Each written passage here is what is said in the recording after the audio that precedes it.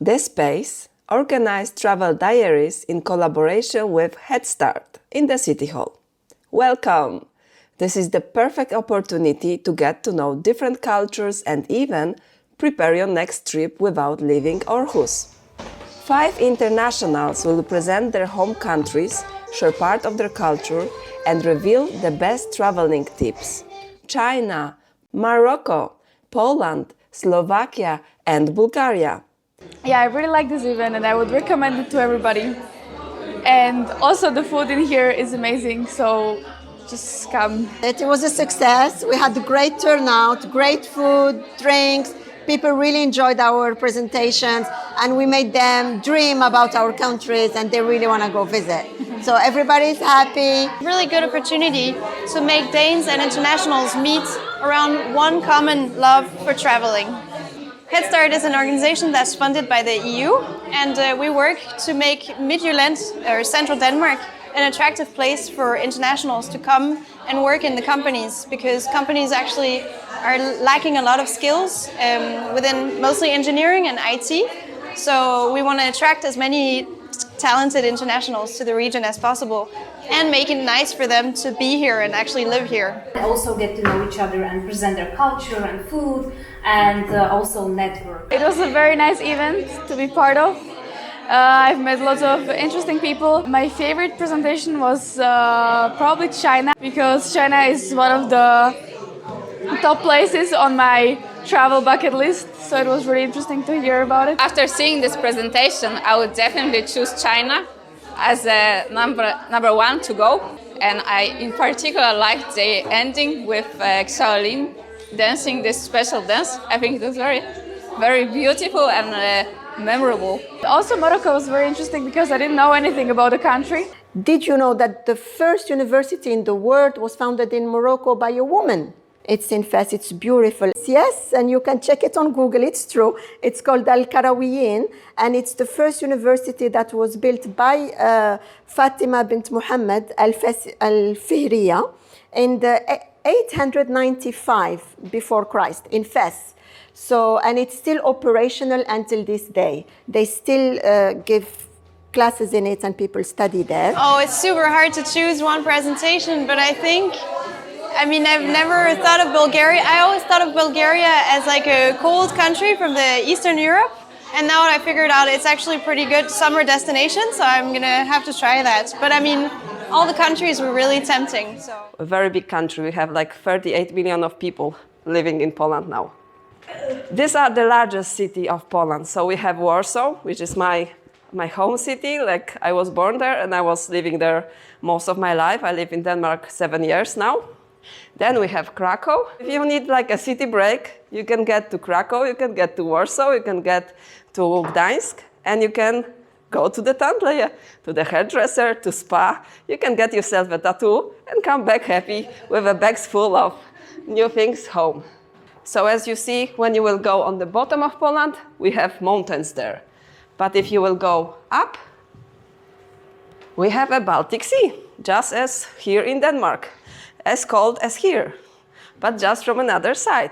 And then we have a lot of castles. Today there is a table with some Polish sweets, so you can try later. And here is a park in Warsaw, when you have this monument of Chopin, Frédéric Chopin, and these are my twins. Thank you so much. I would like to keep it short and sweet and provide you as much information as I can. I'm certainly not going to be as funny as Edita, but I will try. The question is, what do these people have in common? Maybe I can stand next to it. So, well, of course, all of these celebrities have Slovakian ancestors. So, Slovakia is definitely a hidden gem in Central Europe. When people are traveling, they usually go to Czech Republic, to Hungary, to Poland, but Slovakia is often forgotten. And I think Slovakia, although small, has so much to offer. So I actually written down 12 reasons why you should definitely visit Slovakia. First reason is definitely our nature. It's unspoiled and untouched. And If you are really into hiking and exploring the nature and its beauties, I will definitely recommend you to visit Slovakia. Then it's definitely enriching culture. I would recommend you to see our traditional dance performances in traditional folk costumes, for example, like my one. I'm not going to dance. Maybe I can try a little bit, but let's leave it for later. Here you can see our traditional wedding costume. As you can see, Slovakians are very beautiful women as well. And humble. Slovakia has one of the highest number of castles and cathedrals per capita. Climbing, hiking, we have it all in Morocco, and the food is amazing. The Kingdom of Morocco, we have a king, ex-queen, they divorced unfortunately, so we have a monarchy, one of the oldest in the world. Morocco has a lot of history. We've been colonized by the French, by the Spanish, Portuguese, Romans, so we have a lot of ruins in Morocco that are really beautiful to see. We speak many languages: French, English, Spanish, Arabic, and Hebrew. And some Berber. We have different languages from people living in the mountain. We have Berber and Amazigh.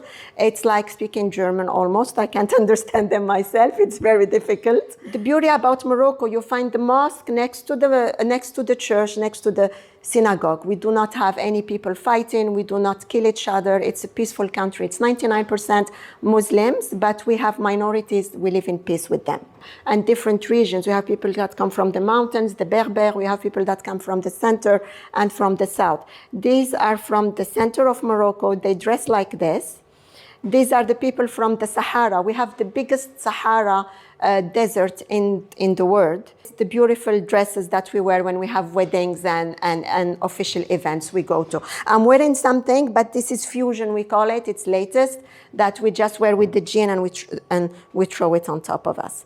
We have the highest mountains in Africa. We have ski resorts, we have hikings. You can really do a lot of things. We have the desert where you can have parties, we ride camels, we have four-wheelers, quad bikes and all that, and we go do beautiful events there. This is the riads, what we call. It's the traditional old houses that are now converted into small hotels, and it's really nice to stay in them. We are one of the few lucky countries in Africa. We have two beaches. We have the Atlantic beach and we have the Mediterranean Sea, the Atlantic Sea and the Mediterranean Sea. And we have, like, the whole Morocco has beaches. It's beautiful. The water is very cold in the Atlantic, but it's really nice in the Mediterranean. This is Essaouira. We call it the blue city. We have Essaouira and Chefchaouen. Everywhere you go is blue, like this, painted with old doors. And we have the red city. And this, when you go to the souks in Morocco, the markets, with all the smell of the spices, the food, olives on the streets, selling all kind of foods outside. And the fruits in Morocco, they are directly from the field. Yes, we are the Hollywood of the rest of the world, basically. Games of Thrones have been filmed in Morocco. Lawrence of Arabia, The Mummy, Mission Impossible, some of them, Rogue Nation with Tom Cruise have been filmed then, Gladiators, Sex and the City, it's in Ouarzazate, and they build sets, they build like Egyptian sets. For example, this is Game of Thrones, it was filmed in one of the old castles there. This is not Egypt, this is in Morocco, it's been built because Morocco is safe. It's one of the safest countries in Africa, actually. So people can go there and do all what they need. And we speak many languages, so it's easier for everybody to come to Morocco because of the languages. I'm married Danish, that's why I'm here.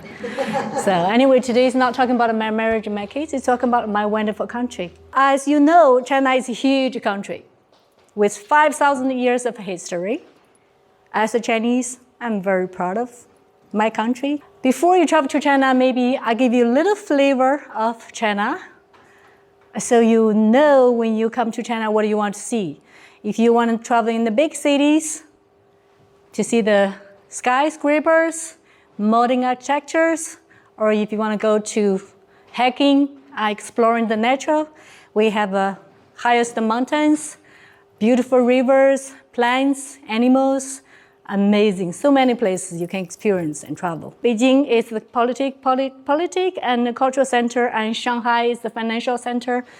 and Xi'an is old historic places. The Forbidden City, this is the Temple of Heaven. That's where the emperors worship.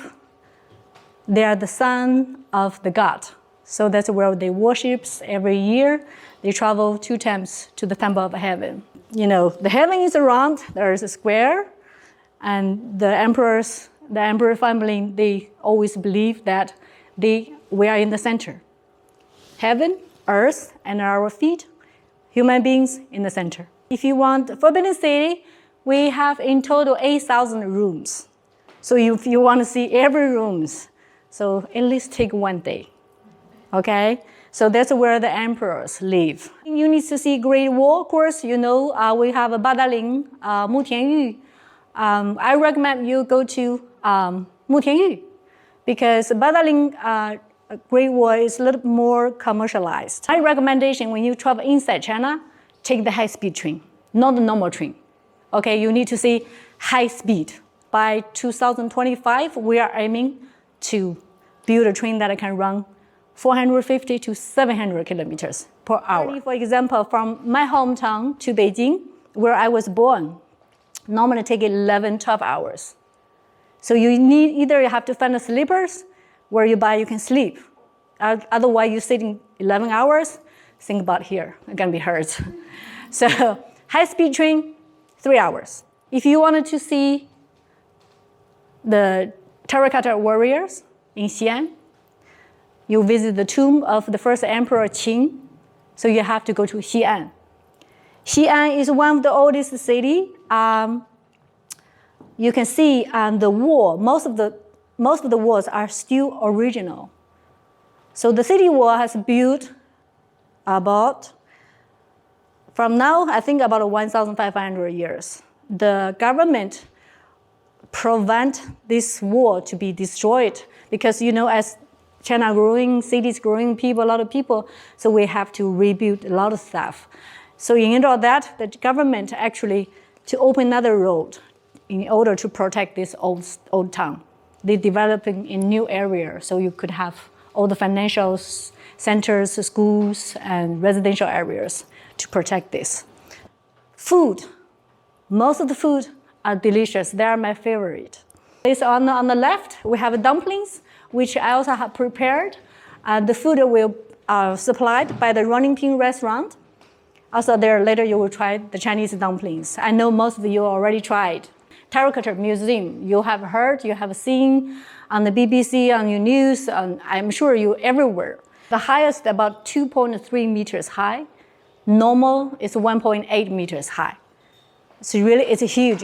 I was there myself with taking my parents-in-law. There was also myself whoa, I want to be the emperor too, you know. I tried to plan the presentation as if I would take my best friend. So I kind of tried to make it step by step what I would show him or her. So I hope you can use it for your own trip.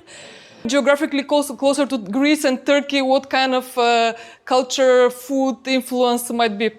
And the Black Sea as well, as we have a very long coast actually on the Black Sea. So that's the location. And then there is a flight, Wizz Air flight from Billund to Sofia, 3 hours max. Sofia, it's a city like Copenhagen, 1 million inhabitants, experience great restaurants with great service. So really very good stuff.